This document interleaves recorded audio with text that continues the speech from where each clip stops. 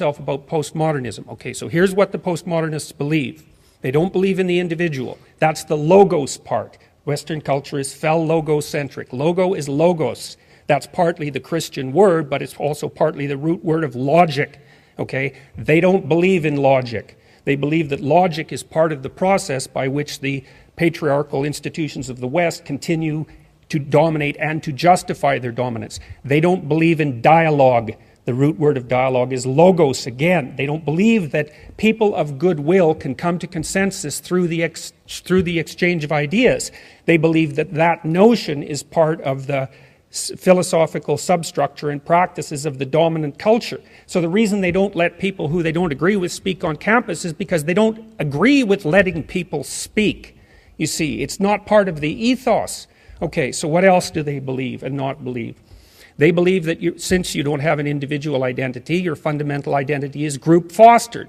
And that means that you're basically an exemplar of your race, hence white privilege, or you're an exemplar of your gender or your sex or your ethnicity, or you're an exemplar of however you can be classified so that you are placed in the position of victim against the oppressor, because that's the game. And it's a post-Marxist sleight of hand, right? The old Marxist notion was that the world was a battleground between the bourgeoisie and the proletariat, and that failed to have any philosophical or ethical standing, that argument, after the working class actually saw its standard of living massively elevated as a consequence of Western corporate democracy, Western free enterprise democracy.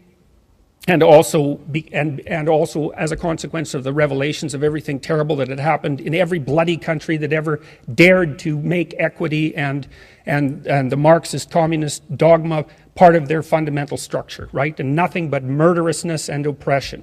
And so by the 1970s, it was evident that that game was up. The postmodernist Marxists just basically pulled a sleight of hand and said, okay, if it's not the poor against the rich, it's the oppressed against the oppressor. We'll just redivide the subpopulations in ways that make our bloody philosophy continue in its movement forward, and that's where we're at now.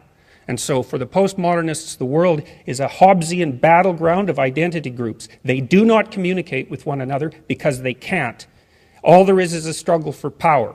And if you're in the predator group, which means you're an oppressor, then you better look out, because you're not exactly welcome. And neither are your ideas.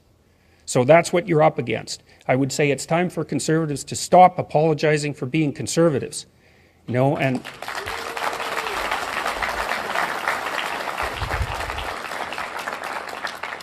you don't apologize to these people. That's a big mistake. Apology, they read apology as an admission of guilt. You don't apologize and you don't back down.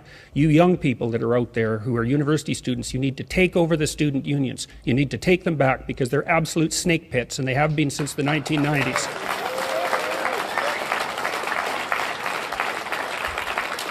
And with regards to the universities, I thought at one point that the best thing to do would be to cut their funding by 25% and let them fight amongst themselves for the remnants, because it would force the universities to decide exactly what's important and what isn't. So I would say the humanities and much of the social sciences has turned into a postmodern neo-Marxist playground for radicals. The scholarship is terrible. 80% of humanities papers aren't cited once. And so what that means is that they write papers for each other and they sell them to libraries, and that's how the publishers make their money. No one reads them, but the publishers can print them because the libraries have to buy them, and they're buying them with your tax money.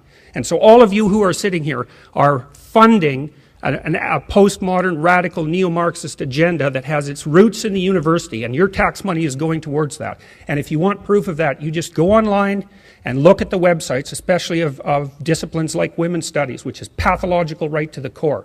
But it's not just women's studies, it's all the ethnic studies groups.